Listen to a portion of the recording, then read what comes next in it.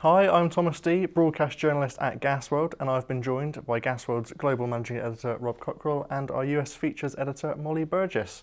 We're delighted to be bringing you this live session to the craft beer professionals surrounding CO2 shortages and everything you need to know. Over the last month at Gasworld, we've been reporting on the current state of carbon dioxide in the United States. We've been utilising our contact on the ground in the US and speaking with several links in the CO2 value chain to get their take on the situation. But let's strip this back right now before we get too deep into the discussion. And first off, get an understanding of the overall CO2 market. Where does it come from and how is it produced? Well, CO2, we often describe it as the great paradox of the industrial gases. We all believe there's plentiful amounts in the atmosphere. We're always told that. It's obviously very much a greenhouse gas as well. And yet, we seem to always walk these tightropes of supply and demand imbalance. So, yeah, it's a paradox in many respects. In terms of where it comes from, it's a byproduct, alongside helium, for example, the two byproduct gases. That means it comes from a range of other processes and commodities themselves. So, in Europe, for example, a prominent sourcing route is via ammonia and the fertilizer industry. In fact, in the UK, this is, of course, the dominant sourcing route for CO2. I think as much as 46% of the CO2 produced in the UK comes via ammonia. So, a very prominent sourcing route, a good example there. Those ammonia markets has, of course, been strained for much of the last 12 months. As a result of exceptionally high natural gas prices. Those prices squeeze the margins of the fertilizer plants to the point where it's not very optimal for them to operate. And as soon as any of those plants go down, we lose the ammonia capacity and we have a knock-on effect on the CO2 supply chains. We've covered a lot of this at Gasworld in recent years, of course. It was the subject of the 2018 big CO2 shortages. It was a subject of the mini UK crisis we saw in September last year, which thankfully was swiftly averted. And we saw widespread fertilizer plant closures around that time across Europe. This year, of course, this has all been heightened. We've had the war in Ukraine and the knock-on effects of that with port closures or simply inoperable. We've also had the even higher and sustained high natural gas prices, which have squeezed all those margins even further still, and we've all been feeling that. And of course, we saw a very prominent ammonia plant in Trinidad and Tobago, go offline in February, I think due to some power outages.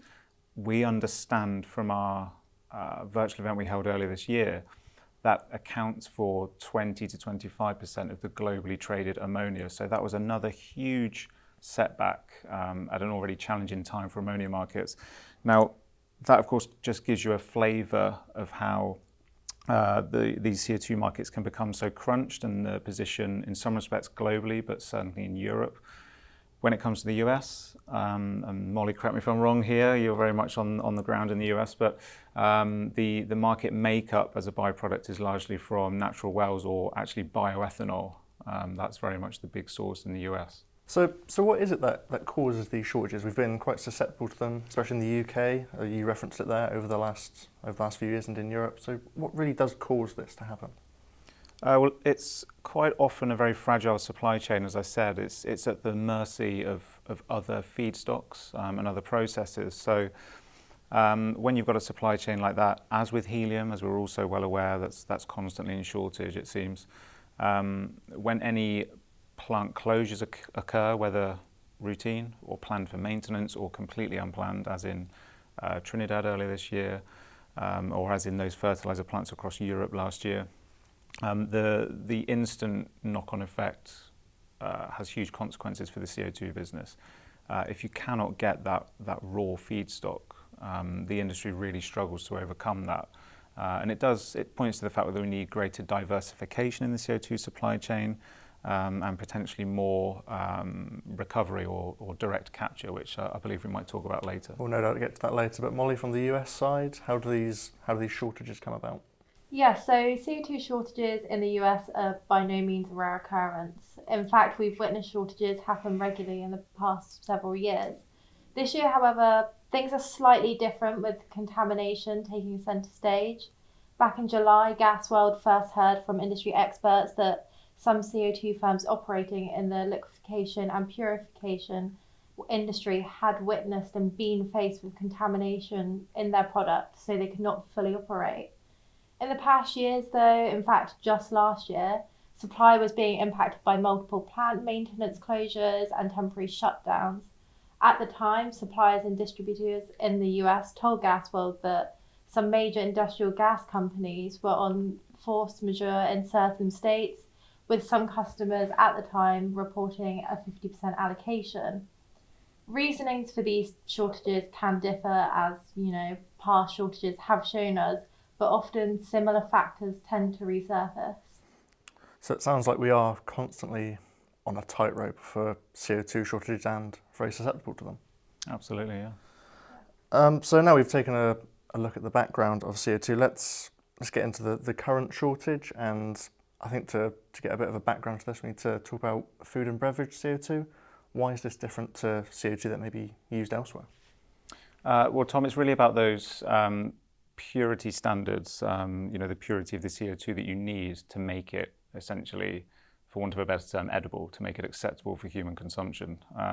The lion's share of the CO2 business, I believe, or the merchant CO2 business, is in food and beverage applications. There we're talking about everything from freezing and chilling of foodstuffs, modified atmosphere packaging, which is really important to preserve the shelf life of the products that we regularly grab from our stores.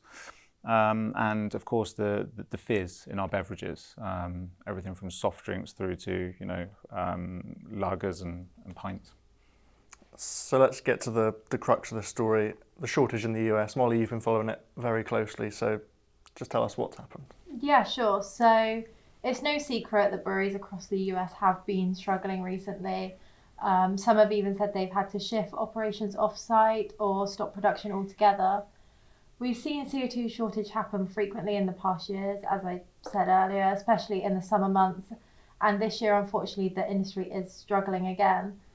Focusing on those users for the moment, arguably one of the first breweries to raise issues was Massachusetts-based Night Shift Brewing. At the end of July, the company confirmed in an Instagram post that its supply of CO2 had been cut for the foreseeable, and they believed it could be over a year until they received more supply for its operations. Of course, breweries depend on CO2 to make their beer, so news of the shortage impacted those in the industry greatly. Since Night Shift Brewing made their announcement, more states and more breweries have also expressed their concerns for the upcoming weeks and even months. This is reportedly down to the contamination of the Jackson Dome area. So yeah, that's what we've heard so far. Okay, so you mentioned contamination there. How exactly does this happen? So located in the state of Mississippi, the Jackson Dome is owned by independent energy company Denbury, following an acquisition carried out in February 2001. The Jackson Dome is Denbury's primary Gulf Coast CO2 source and covers approximately 200 square miles. Gasworld believes the contamination occurred when Denbury decided to use its existing CO2 supplies for an enhanced oil recovery and drill additional wells to feed the CO2 pipeline that supplies merchant CO2 plants.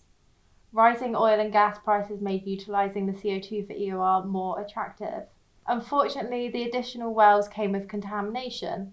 Gasworld has been told that hydrocarbons, including benzene, are impacting the purity of this CO2, as not all suppliers are able to filter out the impurities with traditional equipment, so supplies are being reduced.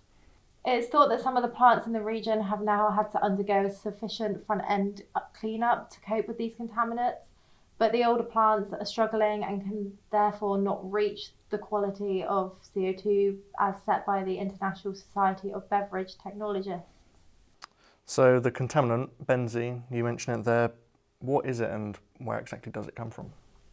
Okay, so benzene is widely used in industrial chemicals. It is colourless, volatile, flammable, a liquid mixture of various hydrocarbons that is attained in the distillation of petrol. Outside of its industrial uses, benzene can be found in products such as glue, adhesive, cleaners, and all paint strippers. All of these can be harmful if handled in the incorrect way. Absolutely. I mean, we wouldn't want to be ingesting anything like that, would we? And that comes back to those purity standards I said about. We need to make sure it's fit for human consumption. So clearly, that's a big contamination. Definitely. And now the widely used chemical is, of course, making a name for itself in new markets, with some vital CO2 sources, particularly in the Mississippi area, being contaminated with the product. According to the Wisconsin Department of Health Services, benzene quickly evaporates from water or soil, and if leaked from buried storage tanks or landfills, it can contaminate nearby drinking water wells.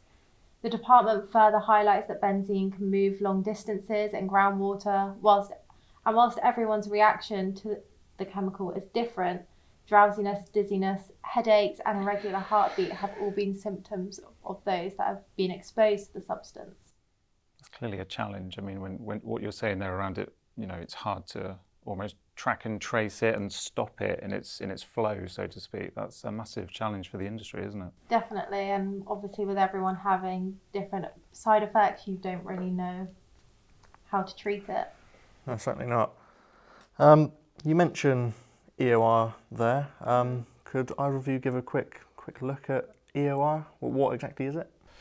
Yeah, we can give I can give a brief introduction there. I'm no expert, but I think in terms of this story, as I understand it, Texas, Oklahoma, and Mississippi are three of the big regions for enhanced oil recovery in the US.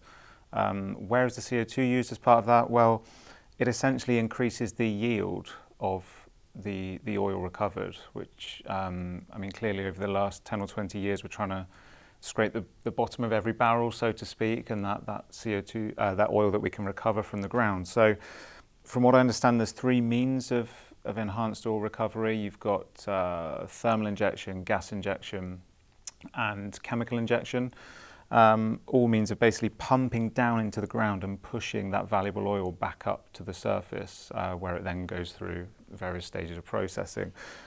Gas injection typically uses nitrogen or CO2, and occupies the lion's share of those different injection methods in the US, from what I understand. The use of CO2 can also displace significant water usage, which of course is ever more important while the water table is as stressed as it is in various parts of the world. So in a nutshell, it's used to increase those yields, and it's increasingly popular at doing so. I believe the Jackson Dome was always a good example of this, and clearly from what Molly's discovered and just presented to us there, this was definitely going to be increasingly the case at the Jackson Dome. Yeah, and EOR, I think we also have a short video which we might be able to play here, which will hopefully explain it further.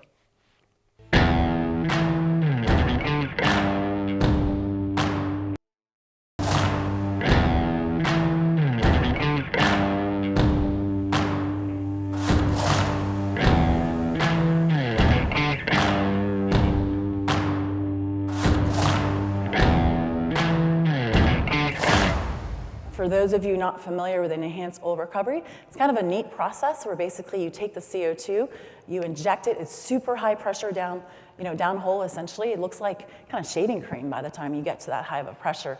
And what it does is it mixes with the oil down there and helps you produce more oil. So it's kind of like a secondary or tertiary recovery for oil fields.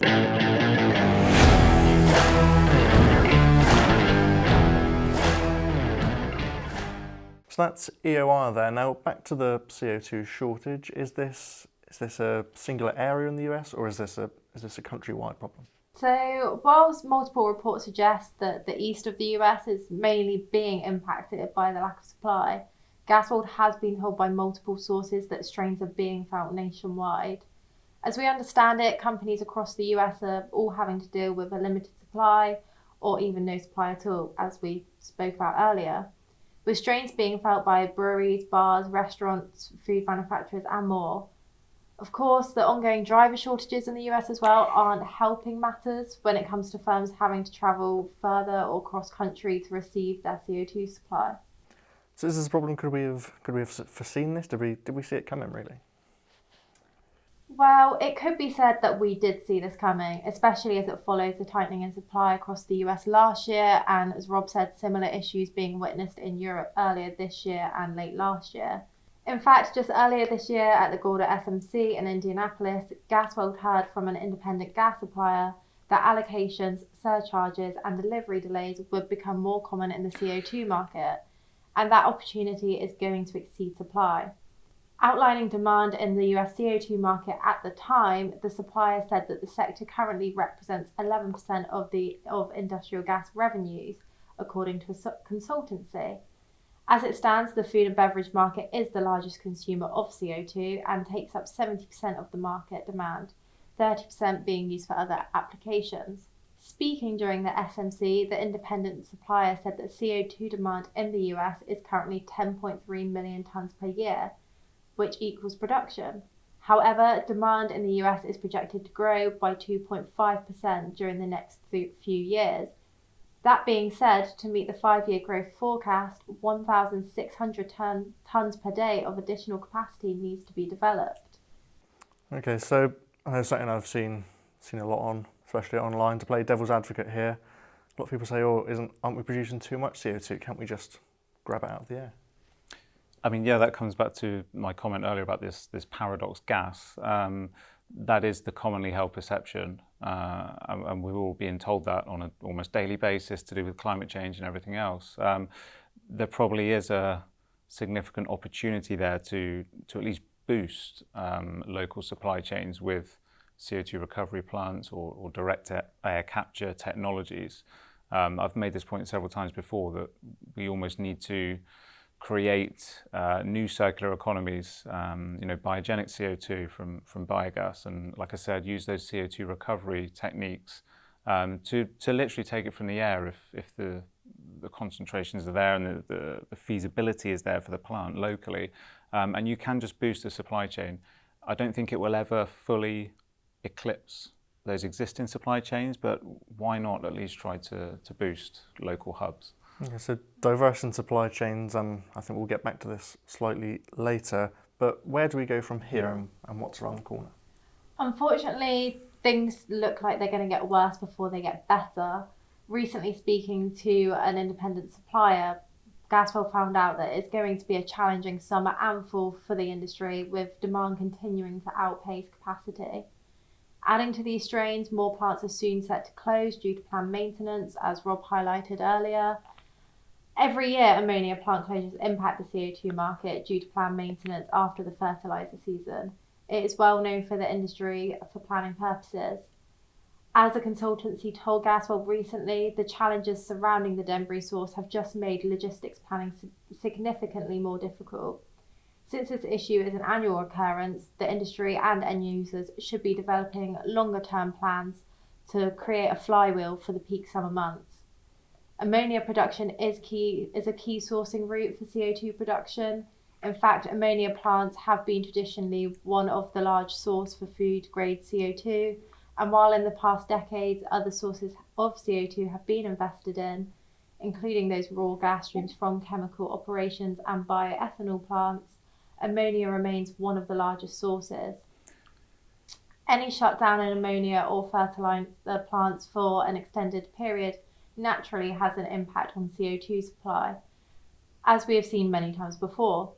CO2 shortages are almost an annual occurrence, and as anyone in this industry knows. Yeah, it's very much a seasonal issue, and we all know that. I'm sure our viewers, those at the forefront in brewing and beverages, are very much a bellwether in some respects for these CO2 shortages. They'll be the first to inform us almost because they're the first to see the effects. So it's very much a seasonal problem. Yeah, but I think another point actually is, while it's very seasonal in nature, if we continue to have these periods of tightness and shortages, then of course we're not really building up those stocks that we may have in reserve. So then the next crisis, hits even harder, and that's quite possibly what we're seeing at the moment. We saw that in the UK last September, and as I said, that was relatively swiftly averted, but it can take some time for the CO2 to get going again in the supply chain. And so it is breweries taking the brunt of the impact, as you mentioned there. So what industries could be impacted next? Obviously, we've got Thanksgiving around the corner. So what happens then? Yeah, I mean, I've been subject to some headlines before that were taken out of context around turkeys, but it's very much well known that yes, breweries, beverages, producers are all among the first to be affected, as are food processors and the poultry markets. They're really at the forefront of that CO2 usage, and then in turn, this is when it really becomes a story for the public, and they switch on again to that vital role of CO2 in all our lives, because they suddenly can't buy the beverages they used to, or perhaps the foods on the store shelves that they would so regularly just pick up at any time. So you say it's going to get worse before it gets better, but what is the solution to this? In the UK here, we had a government subsidy when we faced a shortage, and carbon capture, as you mentioned earlier. Could this be a kickstart for that? Yeah, I mean, speaking from a European or a global point of view, I think in the UK, that instance, that was the CF Industries plant, the fertilizer plant that was subsidised, one of the two that was shut at that time, and the other one has since been permanently mothballed, I believe. That quickly averted that crisis, but there's no escaping everything we've discussed already about this inherently fragile supply chain. As long as it is a byproduct of other processes, as long as it's at the mercy of those feedstocks, as long as we have this perfect storm almost of geopolitical issues, which are forcing natural gas prices to be so high, and of other issues such as driver shortages, as Molly said, we're seeing, not just in CO2, but in so many other sectors, these just-in-time business models simply don't work anymore. And when it comes to CO2, as I said, we've got this perfect storm of conditions going on that it's very hard to see a quick fix out of this. I think it's got to be some rapid investments, but actually a slow burn almost of adding further diversification to the market and further supply from other sources. So while we're talking about carbon capture, I think it's important to mention 45Q. We had Jeff Holyoake on a previous gasworld webinar, so let's let him explain what this is and have his take on it. Perhaps you could tell us a bit more about 45Q, what this is, what it means, what impact you think it's going to have. Sure, no, absolutely. So 45Q is a U.S. federal tax incentive that provides tax credits for both the capture and sequestration of CO2 or the capture and utilization of CO2. Currently, rough numbers, those credits are around $50 a ton for pure sequestration and about $27, $28 a ton for utilization of it in any pre-existing commercial use. It really was initiated in 2008. But it really didn't take hold. It was kind of a clumsy bill, if you will. That in 2018 they revised it, made it more broadband and available to open markets and more markets.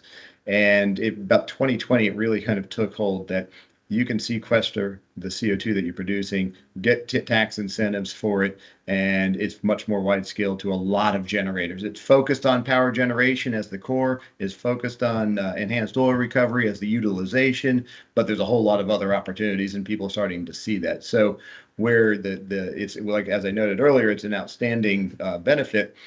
It's anybody that's producing any capture equipment or infrastructure by December 31st, 2025 is available for this credit for the next 12 years. After that, it's open-ended, so we don't know if it'll continue on or not. But so it's tough to build an industry and build a market around pure capture and sequestration when we only have a few more years of that infrastructure build out. So we'd like to see that bill extended, of course. But the bigger concern from the market is, we noted ethanol plants production earlier. Ethanol produces a lot of our commercial merchant CO2. If it makes more sense to capture that CO2 and sequester it than put it into commercial use, the users of that CO2 are at risk. And that's why we talk about security of supply and ensuring that the users of CO2 today, which are tremendous and the market is growing, demand is increasing dramatically on the scale of 10 to 15% per year. If those users need to know that they're going to have access to the CO2 that they want. So there's a great benefit of 45Q, but it brings risk to our commercial markets in the near term until these alternatives are developed. Jeff Holyoke there. We've already mentioned government intervention today. What's your take on 45Q and if this will help shortage? Well, I think Jeff summed it up perfectly there, didn't he? Fantastic explanation of what's going on there, I think. It was certainly a very hot topic. You could feel the strength of feeling from our audience. Tom, you were with me on that webinar, and it was, there was a lot of discussion around it, a lot of questions.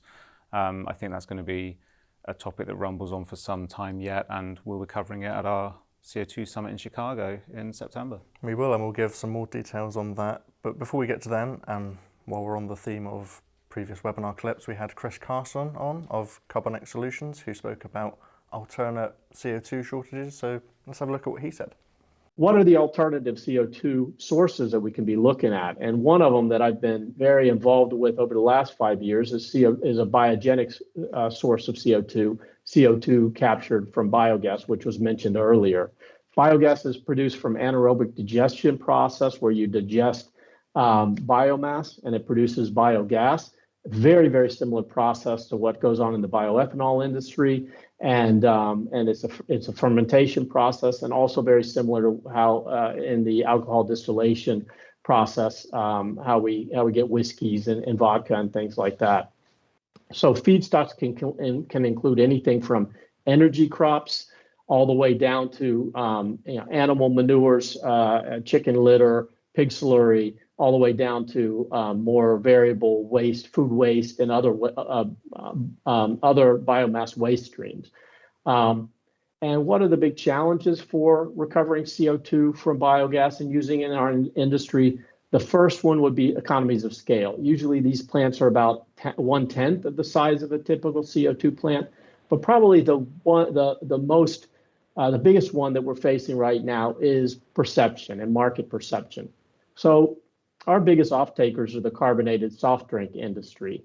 And those players are very cautious with new sources of CO2, and they want to watch and see before they start using CO2 from sources that aren't proven. And this source, although it's been around for 4 to 5 years, is still seen as new into the industry and unproven from their standpoint. So that's one of the first things. The second thing is people don't realize that one biogas source is not the same as the other. There's a lot of different ones with energy crop biogas sources or sources with very, very controlled waste streams being close to like a bioethanol process, all the way down to highly variable waste streams that are being digested in an anaerobic digestion system that have a lot of variability. And the fear there is that with variable feedstocks, you might have some contaminants get into the CO2 that you're not looking for, that you're not testing for, that could create some quality issues. So, as we get more experience with this type of source, and as we really start to look at it hard and recognize that not all biogas sources are the same, and when we start really focusing on building plants that are fit for purpose to process the raw CO2 coming off of these types of biogas sources, I think we'll become more and more comfortable with the fact that this CO2 can be used in the industry and is absolutely fit for purpose for our industry. And it's happening, as Rob mentioned, it's happening already certainly in the UK and in other countries. If we just kind of look at where this is happening, in the UK, we probably got 8 to 10 CO2 recovery plants on biogas, producing about 40 or 50,000 tons per year. We've got about the same amount in the Netherlands. There's in Germany, France, and Italy, there's probably a handful of plants in each one of those countries where we're recovering CO2. We have one project in the Philippines that's just being built right now. And in Denmark, there's a very important one where Strandmolen, a regional CO2 industrial gases company, has partnered together with Nature Energy. and they've installed a CO2 plant that has a capacity to produce 20,000 tons a year, and it's strictly focused on manures, so strictly a manure waste stream. So we're watching that closely to see how that goes and see how that data looks and see how the market acceptation is there. But we have a very positive view. In the end, a CO2 molecule is a CO2 molecule. So if we build our plants fit for purpose with the right quality systems in place, and we do the right testing and we understand our feedstocks, there's no reason why these biogenic biogas sources can't play a really important role in the future in increasing our CO2 production capacity all the way across the globe. Chris, Carson there. Rob, what's your take on alternate sources of CO2 and using the CO2 in brewing or other processes? I think clearly we need them. That's very well understood and currently being demonstrated right now with this shortage and those before it. I think, why wouldn't we get behind those projects and this biogenic CO2? I can't remember exactly what Chris may have said in terms of the output from that, but my understanding is it varies by plant and the feedstock, but you can get a stream of 40 to 45% of CO2 from some biogas projects. Now that obviously then has to be captured and go through some stages of purification and liquefaction, and then it can go into the CO2 market. But why wouldn't you use that? And you could use it to supplement the existing supply chain close to these demand hubs. So if we can get those projects going, if we've got the biomass or biogas processing facilities already at various different points in the US, in Europe, globally, then why not try to invest in that and further diversify the CO2 supply chain? Well, thank you, and thanks to both of you for your insights and your take on this. We no doubt you'll be following it in the coming days, months, Definitely. weeks, however long it goes on for. But before then, you mentioned it earlier, we have our CO2 summit in Chicago. We do, yeah. What was the date, Molly, for that summit? 21st and 22nd of September. Fantastic. So what, just over a month away? Mm-hmm. It's our biggest CO2 summit yet, our most ambitious. We're going to begin by discussing the market in 2022 and potentially 23. No doubt this is all going to be feeding into that discussion. We'll have some of the most informed consultants and stakeholders in the CO2 business there on stage. We'll hear from the distributors. We're going to get a view on those key distributors that are connecting the dots in the supply chain, how they fared during the pandemic, for example, how they overcame a lot of the supply chain issues, the physical issues, and also perhaps how they're doing right now, how they see that going forward. And then the event agenda will split into parallel sessions. We've got a couple of sessions on food and beverages in particular, which will be very relevant for everybody watching. We'll be getting a brewer's view, actually. We'll be talking about the seltzers market and various freezing and chilling applications. So lots of content there to get through. And of course, we'll also talk about safety. We'll hear from the ISBs, BT and others on those purity standards, what we need to implement, why that's so important, particularly when you're taking it from alternate sources such as biogenic CO2. There can be a lot of different perceptions around that and where it's come from. So we'll hear about those purity standards and why that's actually not something to worry about by the time it reaches the consumer. And of course, decarbonisation, 45Q, all of that discussion around building these circular economies, what that looks like and how we get there. Sure, an event that I know we're all looking forward to, and no doubt the conversation will be dominated by the CO2 shortage as well. What's the date of it again? 21st and 22nd of September in Chicago. Well, we look forward to it, and I believe we have a discount code, don't we? Absolutely. I mean, what better time for it? First of all, let's say that. What a fantastic time for such a gathering. And yeah, I think there is a discount code, and as I understand it, that's a quite significant discount on a delegate ticket. So we want to try and bring everyone together. That's why we're introducing this, to talk through these problems and hopefully find the constructive ways forward. So be sure to take advantage. If that does appeal to you, we hope to see you there. But if not, stay up to date with the latest news, views and insights on gasworld.com.